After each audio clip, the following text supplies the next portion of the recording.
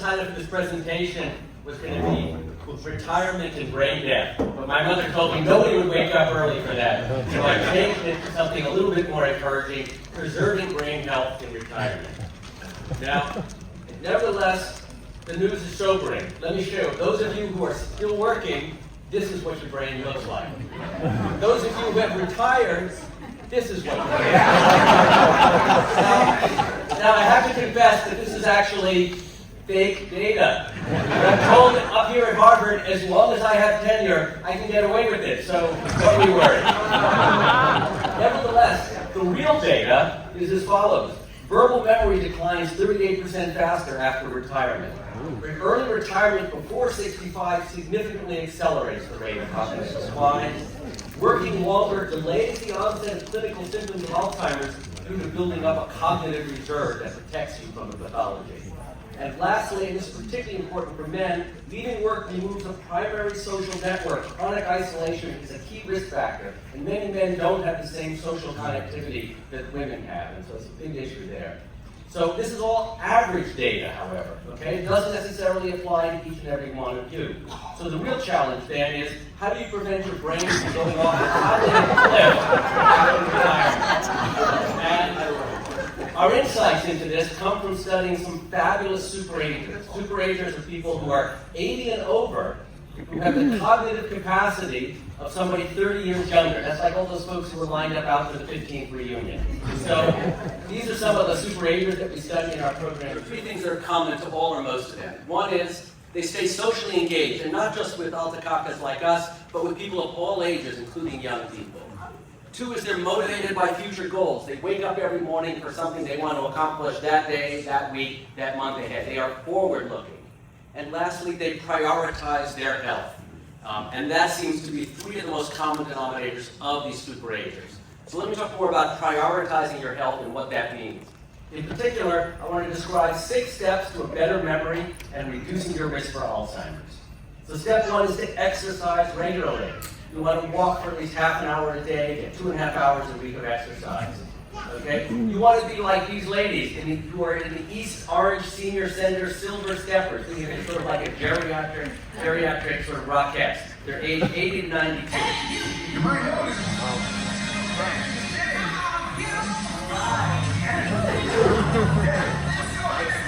So for those of you who are planning on coming back for our 60th reunion, this is what our Friday night dinner dance is. So challenge your brain. Challenge your brain. Read challenging books about topics that are new to you. Keep your mind sharp by attending lectures, like this one. Learn a new skill, learn a new language, or learn a new song. And to demonstrate how learning can promote brain growth, we're going to create some new brain cells right here by learning a new song together. Okay? You got some crocodilians here, I think, to help out, some Gluck Club members. So we're going to learn a new song, and these are the lyrics, okay? We're going to review them briefly, and then we're going to all start in together, all right? Thanks for the memories of rainy afternoons, swinging wild tunes, and motor trips and burning lips and burning toast and prunes. How lovely it was. Now, if this really was a 15th reunion, we would just have to do the whole thing from memory. But this being Harvard, and all of you are expecting to get an A on every exam. Instead, I'm going to give you little hints just to kind of boost you up. So we'll do it one more time with hints from memory. And all the trips and burning lips and burning toast and prunes. How lovely it was. That's great. You all grew up, those of you who have at least 2 neurons, you grew a synapse. Avoid unproductive stress. Now people say unproductive stress, well, what is productive stress? Well, stress is not a mistake. It's not an evolutionary failure. Stress is how we survive life-threatening danger. That's why we have stress. You're walking through Harvard Yard, and unexpectedly, a saber-toothed tiger comes out. Stress is what will help you survive for the next 5 minutes. Stress is good in the short term. It gives you faster brain and body responses. It focuses your attention. It increases alertness. It allows you to escape after Mass Ave. Okay? But there's a cost. The cost is long term. The cost is stress hormones set the body and brain to work drive, but are toxic to the hippocampus. and a key brain region for memory storage. Stress releases cortisol, a hormone that stops the growth of new cells for learning. Other people I thought would be disrupting, but women are especially vulnerable to brain damage from stress. And for those of you interested in this, I encourage you to talk to Sharon Malone. These will be here soon. It's not fair. It's not fair. Last, number 4, get a good night's sleep. Okay? Keep to a regular bedtime. Sleep at least 7.5 hours a night. Keep your room dark. No phone or computer screens. Avoid alcohol and caffeine. Sleep is really, really important to brain health. Socialize with others. All of you who showed up to the reunion, you get an A for effort on number 5. Okay? Even if you live alone, you can have a rich social life. Friendship is key to brain health. Talking regularly with friends and family keeps your mind alive. It also helps you remember what really happened. For those of you who are getting together telling stories with your freshman roommate, and they insist on correcting you what you thought happened. At 9, we never late. I was on time. No, you were late. I remember it well. And lastly, eat a healthy diet. And I want to focus in on this now because eating a healthy diet is really one of the most important modifiable lifestyle factors.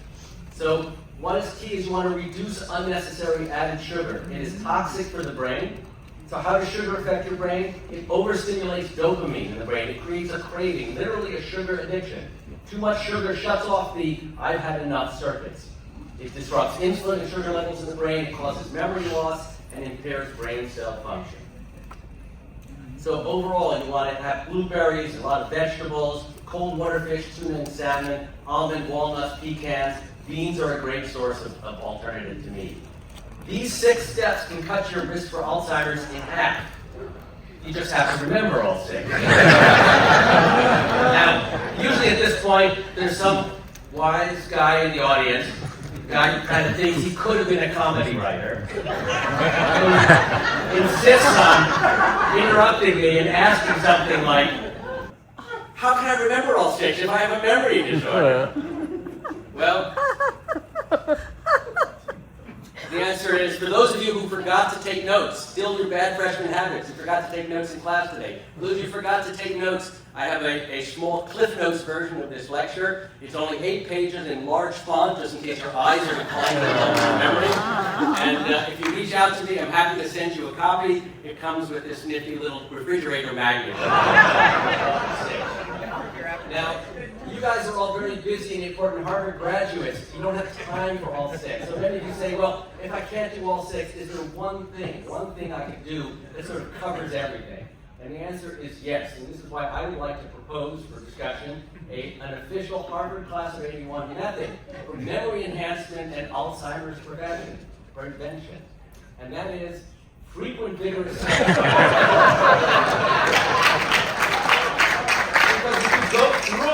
If you go through, it literally covers 5 out of the 6. And all you have to do afterwards is eat blueberries. Now, some of you have confessed to me that you're not getting as much sex as you'd like. And so they say, well, is there something else? What's number 2 after?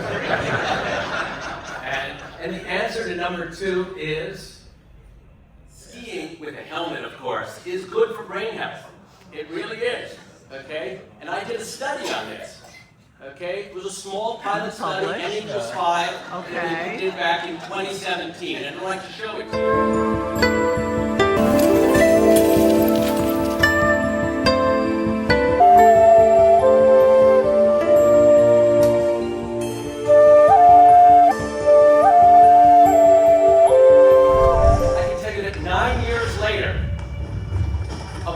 Participants in this study, only 1 is showing signs of early dementia. Now, research ethics prevents me from telling you who that is. But according to our NIH protocol, I had a private, confidential conversation with the individual in which I said, non preoccupate, amico mio. Oh, it's Marco! So, for those of you who would like to ski, I run an annual meeting that some of you have been to. It's the first week in January. You ski during the day or do whatever else you want. In the evening, I've got about 21 TED Talk-like tutorials open for the public. And you're welcome to come. And we raise money to bring students and fellows so you can come and hang out with young scientists, the next generation. Next year, we're moving to the Deer Valley in Park City, Utah. And I hope some of you will come join with us. So that brings me to the end with a final piece of advice. The thing is, you are only as old as you think you are, so why not think young? And this actually is not Photoshop. That's a real run in Utah. And for those of you who would like copies of the Cliff Notes version or a copy of the slides, I encourage you to reach out to me. And for any of you who are dealing now or in the future with dementia or Alzheimer's in someone close to you, feel free to reach out to me. Whether I know you or not, one thing we've all learned after almost 50 years is that this aging process is so much easier when we're there for each other. Thank you.